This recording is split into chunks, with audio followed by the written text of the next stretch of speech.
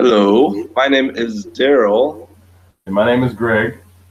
and today this is Inside the Mastermind. And today we're going to talk a little bit about God or deity, supreme being. But first, I want to ask a question here, Greg. Did you hear the one about the dyslexic, agnostic, insomniac? Wow, I did not. Yeah. So this guy, he stayed up all night wondering if there really is a dog there. Okay.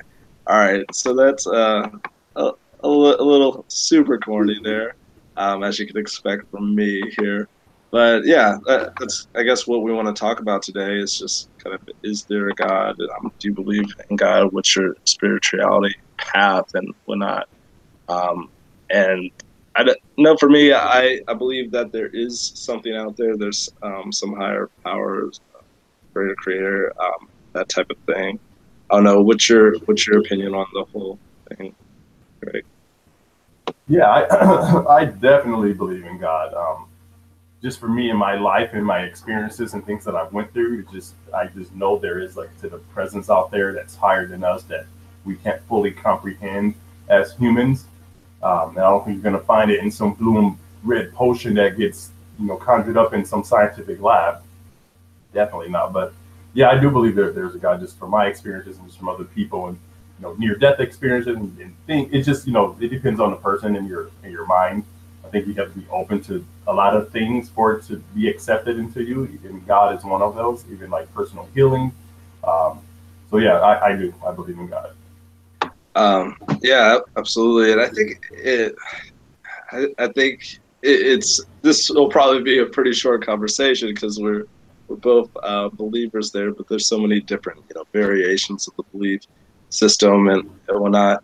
And maybe at some point we would be able to kind of get a another party that's more of the atheist or agnostic. And I like to think of myself as a agnostic theist, but I've been told that that's counter to that's not not really a term that makes sense because you either kind of believe or you don't, and agnostic is like right in the middle um, there, and you're not really sure if there is or if there isn't. I personally have a family member on my mother's side who is an atheist, I believe. But I always have kind of interesting conversations there, like about how there's so much logic in the world. Like it's argument that is often made on their side is like there's is no real logical reason for there to be a higher power. But I think as you take a look deeper at the world around you and whatnot, and just even kind of thinking of things like the Big Bang and whatnot, I mean, without a creator there or without some some catalyst to start the Big Bang or start, all the organisms subdividing and stuff. There's some type of higher consciousness there.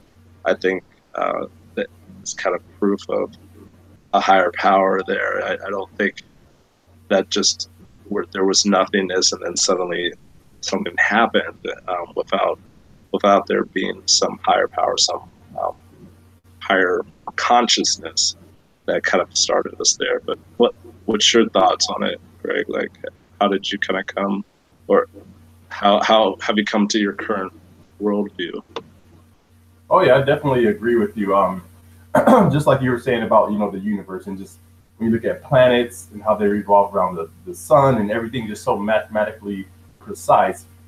It's funny. I don't know if you know who Werner von Braun is, but he was a German scientist, and then he got brought over to the U.S. after like Nazi Germany. One of the like German scientists that they brought over here to help convert and start doing work for the U.S.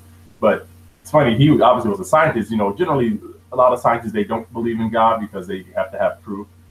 He said after he started to work on formulas and things for the space program and rockets, he said without a shadow of doubt, after that he knows that God does exist because everything is so mathematically precise. We can time the landing of a man on the moon with the, within a second, a fraction of a second, or even look at solar eclipses. We can, calculate those 500 years in advance. It's like everything. The universe talks in mathematics, and I don't think that's a coincidence. Like, it's just blink and boom, everything's here, like out of nothing. No, yeah, I'd highly know that there's some type of intelligent force, universal energy, and we're all connected in a way with that universal energy. We're all made from the same stuff, particles and neutrons and protons and all that good stuff. But yeah, so it's just crazy that, a scientist, after he started doing mathematical calculations, that actually made him believe in God, because there's no way we can time these things this precise in how everything revolves without some higher power controlling it or having some system in place.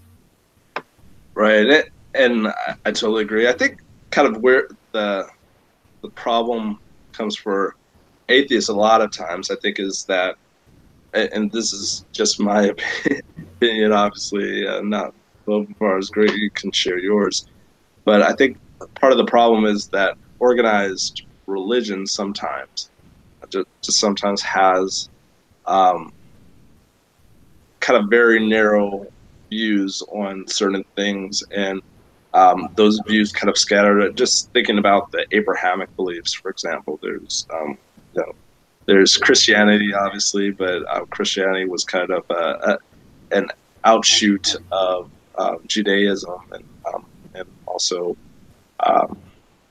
Islam was kind of an outshoot of Judaism as well, a little bit there, and then got over on the other side of the globe. There's the Eastern religion, like Hinduism, Buddhism, are kind of the two main ones that kind of fight for attention, I believe, in the East.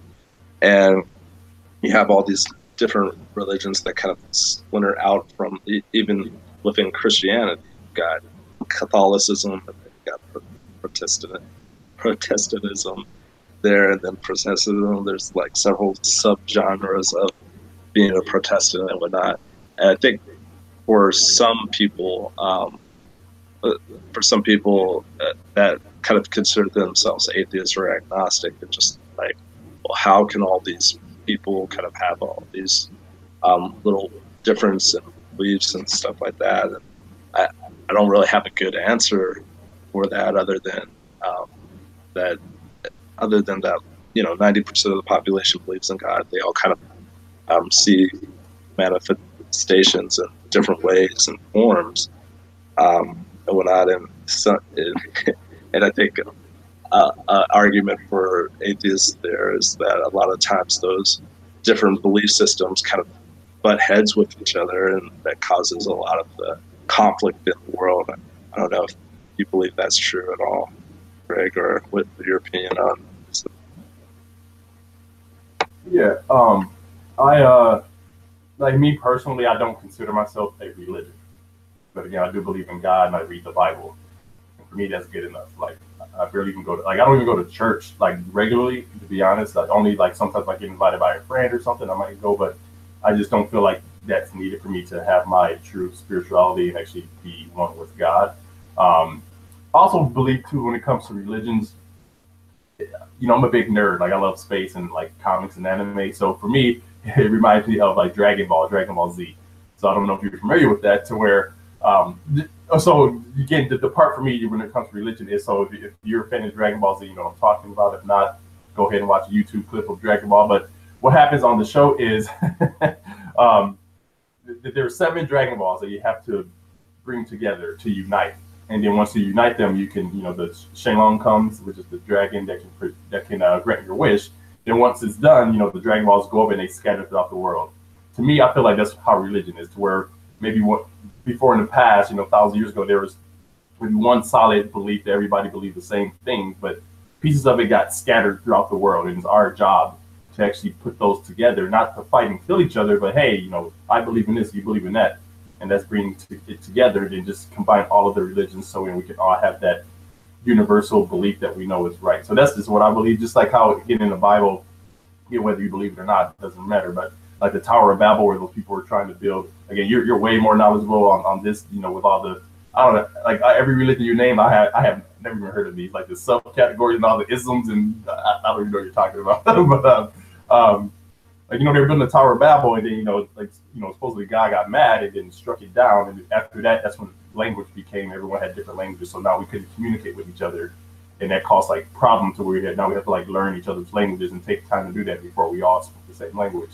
And I just feel like it's something similar with the religion where pieces of it got scattered throughout. It's our job to come together and unite as humanity, kind of put it all together as a holistic belief. And then I believe we would have like a better life system and get rid of conflict and killing for no reason and wars. That's just me though. Again, this is my opinion. Yeah, no, the Tower of Babel, especially. I think that, I mean, obviously people are going to debate it there until we invent time machines or something to go back and see. But I think that there's a real possibility that there was kind of a Tower of Babel, or maybe that there was just that idea was kind of exaggerated a little bit. But at some point in the past, there's probably the possibility that like every human being did speak the same language at some point, and just over time, people got farther and farther away from each other and started talking different language, or it might have just happened in an instant. Who knows? But yeah, as you kind of go and have different experiences, you kind of look at the world and through different lenses and stuff and whatnot. So, but yeah, I think we just kind of wanted to chat about that, chat about that for a little bit today, and I think we'll probably go ahead and wrap up at this point. But I think you had some homework for the audience there, if I'm not mistaken, Greg. So you want to go ahead and share that real quick? Okay, yeah. So yeah, the homework I had for the audience today was, again, this is just for you guys to do, whether you choose to or not. Like Mission Impossible, do you choose to accept the mission, however that goes. Should you choose to accept, I should say, your homework, should you choose to accept, there we go, is either pick up a spiritual book that you actually can read just to enlighten your mind, or go to meetup.com and attend a spiritual meeting or meditation group that talks about these topics as well.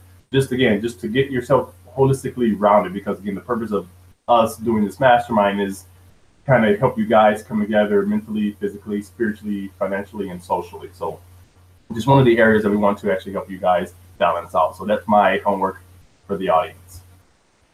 Awesome, Greg. And I'll just say, if you need some motivation or inspiration, please go ahead and check out Greg's blog. It's called planetgreenzen.com. It's got a lot of healthy products on there to kind of help you with your journey to move towards a more positive lifestyle. And feel free to share your email with them on that website, and it can kind of give you some tips and tricks on a fairly regular basis, I believe. So just want to share that. Go ahead.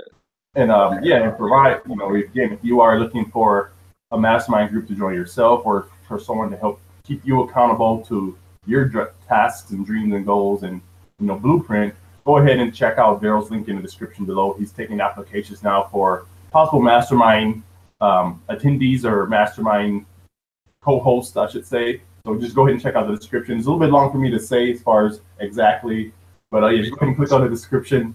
It is there. You'll see it. But yeah, definitely submit your application, and Darrell will be in contact with you. Awesome.